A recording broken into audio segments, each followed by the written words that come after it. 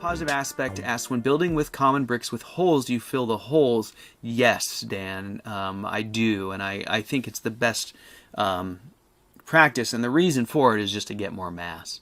There's no other real reason. Expansion or cracking or anything like that, it isn't really about trying to bond them together through those holes. It's just to fill them with mass. Now, Belgian Gulch says I filled mine with sand, and while that's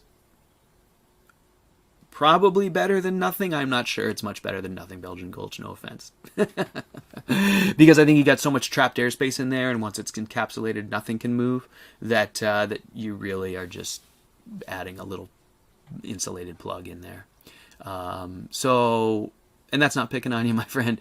Just saying, if you can get bricks without holes, I think you're far better along. If you have bricks with holes, personally, I think the best thing to do is just fill them with, I say mortar, but I would say you make yourself some crappy mortar with mud and dirt from outside, and hopefully it has some pebbles and clay, and it'll form into sort of a nice homogeneous high mass mix. You won't use up all your good mortar, because if you're filling a whole build's worth of holes, you're going to go through a lot.